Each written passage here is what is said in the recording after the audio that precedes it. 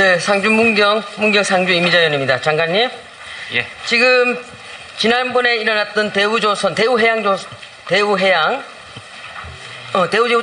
해양의 문제는 그 사태는 지난 5년간 문재인 정부의 노동 존중을 하겠다는 문재인 정부의 정책 실패를 여실히 보여주는 그런 사태라고 생각합니다. 노동 존중을 하겠다라고 했던 그 문재인 정부가 제대로 했다라고 한다면 대우해양조선 문제가 저는 발생하지 않았을 거라고 봅니다. 그런 측면에서 보게 되면은 일단은 노동 존중하겠다라고 했지만은 문재인 정부의 노동 정책들은 대부분이 인사이드 정책입니다. 최저임금 급격한 인상, 이 부분은 이미 취업해 있는 분들에 대한 최저임금 급격한 인상이 되는 것이고, 비정규직의 정규직화, 이 부분도 인사이드 정책입니다. 이미 취업에 들어와 있는 사람들에 대한 비정규직 정규직화 하는 부분도 그렇고, 그 다음에 또 하나 소득주도 성장도 마찬가지입니다. 이런 인사이드 정책만 폈기 때문에 이게 실패한 정책이 될 수밖에 없고, 이중구조 개선을 할 수 없었기 때문에 대우해양조선 문제가 발생된 거라고 저는 생각합니다. 그래서 윤석열 정부에서는 반드시 아웃사이더를 위하는 정책을 해야 된다. 지금 노조법에 관련돼서도 이게 인사이드 정책입니다. 한번 보십시오. 우리가 임금 노동자 2천만 중에서 노조에 가입되어 있는 사람은 많아야 한 220에서 230만 될 겁니다. 이들을 위한 정책이 바로 노조법, 일명 노란봉투법이라는 것입니다. 여기 대해서 장관은 잘 하셔야 되는 것이고, 두 번째로 공공기관 혁신에 대해서 한 말씀 드리겠습니다. 지난번 본의원이 국정감사에도 지적한 바 있습니다만은 LH 한번 보셨죠? 거기에 얼마나 집단적 회의가 일어났습니까? 물론 그분들이 투기 이런 부분도 문제가 됐습니다만은 정권이 바뀌었음에도 불구하고 정신 못 차리고 금요일날은 아예 없고 그 임원들이 주중에 골프 치러 가고, 이런 부분들을 혁신 안 하면 그것도 기재부의 직무유기입니다. 그렇게 생각 안 하십니까, 장관님? 저는 반드시 그래서 공공기관 혁신은 반드시 해야 한다. 물론 거기서 잘하는 공공기관도 있겠습니다만은, 그럼 정권 밖에서 기강의 해이증을 바로잡아야지, 바로잡지 말란 말입니까? 그래서 이 부분에 대해서는 반드시 해야 되는 부분이기 때문에 저는 이 부분은 옳다라고 생각합니다. 본질에 들어가겠습니다. 본질에서는 고용노동부의 직무유기에 대해서 한 말씀 드리겠습니다. 지금 MBC 관련돼가지고 여러 의원들께서도 지적을 하신 것 같습니다. MBC가 그동안 지난 이명박 정부 때에 강우병 촛불로 인해서 한번 재미를 봤죠.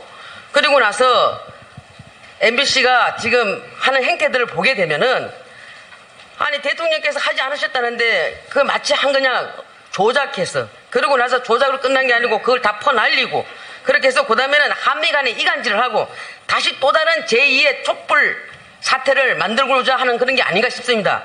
그래서 이분들의 하시는 분들을 내부를 들여다보게 되면 아주 냄새가 진동합니다. 민노총 출신들이라고 하면 정말 민노총답게 민주가 있어야 되는 거 아닙니까? 그럼에도 불구하고 들여다보게 되면은 부당노동 행위와 근로기준법 위반이 아주 기가 찹니다. 기가 차. 예? 문재인 정부가 정권을 잡고 나서 김장겸 사장한테 했던 부분들이라든가 고용노동부에서 했던 부분들을 보게 되면은 왜 지금은 그렇게 하지 않는지 묻지 않을 수가 없습니다. 한번 보십시오. 2017년에 정권 잡자마자 사장 바뀌고 나서 파업 불참자들 있지 않습니까? 88명에게 장기간 직무를 아예 미부여합니다. 이게 부당노동 행위가 아니고 뭐겠습니까? 그리고 보도본부 소속 그 취재기자 6명을 아주 그냥 전부 다 조명 창고를 개조한 사무실에다가 배치를 한다든가, 이거 인근상에도 문제가 있는 거예요. 기본이 안 돼 있는 사람들, 기본이 아주. 그리고 그 다음에 취재센터장이라든가 경제부장 이주성 이런 분들은 관련 지식 자기 적이 없는 부분인데도 불구하고 아주 이상한 데로 갖다 발령을 냅니다. 또한 특파원들 갖다 다 소환시켜가지고 여기는 또 경연센터 5층에 드라마본부 숙직실 개조한 사무실을 배치하는 등, 이거 있을 수 있는 일입니까? 예? 이 사람들 다 1.2심에서 모두 패소했습니다. 이 사람들이. 강명일 특파원을 비롯한 모든 분들이 이 승소해서 5,785만 원 배상 판결을 받은 바 있습니다. 그리고 삼노조 조합원들을 갖다가 아주 부당하게 발령 내고 더 나가서 직급 강등과 인사고과 평가자로 아예 삭제해버리고, 이건 전부 다 부당노동에 해당된다고 본의원은 생각합니다. 그 다음에 근로기준법 위반 관련돼서는 정상화위원회의 불법 활동 및 3노조원 표적 징계 이거 다 알고 계시죠? 예, 알고 그렇죠? 있습니다. 예, 예. 알고 계심에도 불구하고 지금 안 하고 있다는 얘기죠.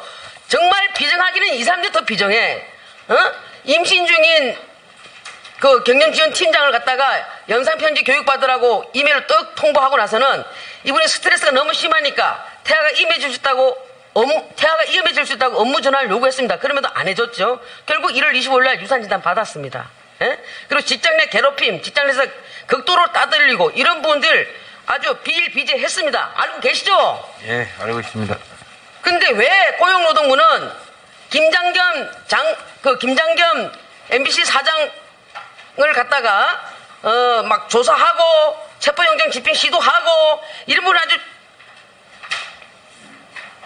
정방석가처럼 해치웠으면서 왜 이 부분에 대해서는 이렇게 지지부진하게 안 하고 있냐 이 말입니다. 특히 서울 서부지청 이럴 수 있습니까? 이거 빨리 해야 되는 거 아니에요? 예, 빨리 하도록 지시를 했습니다. 예. 지시만 끝나는 겁니까? 확인하겠습니다. 예. 제가 열심히 챙겨보겠습니다.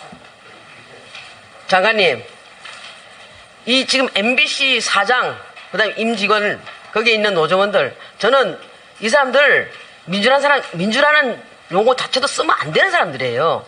예? 이런 사람들이 활기칠 수 있는 세상이 돼서는 안 되는 겁니다. 반드시 조속히 조사하시고, 특별 근로감독 하시고, 불법, 위법한 사람들이 활개치는 세상이 되지 않도록 해주시기 바랍니다.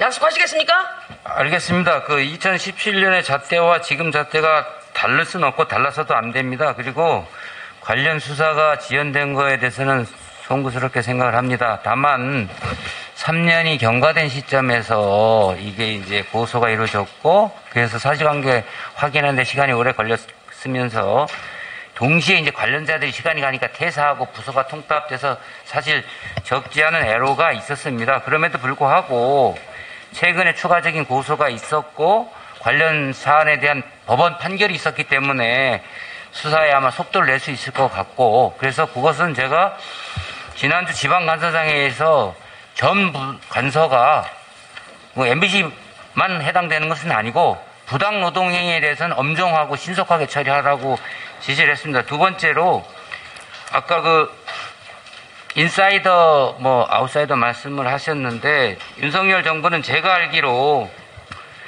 조직화되지 않고 목소리가 작고 이런 분들을 두텁게 보호하자. 그렇게 하기 위해서는 공공부문이 혁신을 통해서 스스로 솔선수범하고 모범을 보여야 된다. 그 재원을 또는 공공서비스 질을 높여서 이 보호하자는 취지가 있고 법을 지키면서 가는 부분 당사자가 합의한 부분에 대해서는 존중한다. 이런 취지가 있어서 그런 맥락에서 방금 우리 존경하는 이미자 의원께서 이제 과거에 할 수 있었던 부분들이 이제 효과가 제대로 안 나타나거나 정책 패키지로 갔어야 되는데 안 됐거나 그래서 지금 현재 이렇게 논란이 되고 있다고 말씀하시는 걸로 따라서 지금 정부에서 그리고 노동부에서는 좀 더 그 과거의 잘못을 거울 삼아서 열심히 제대로 하라고 이해하고 있습니다. 예.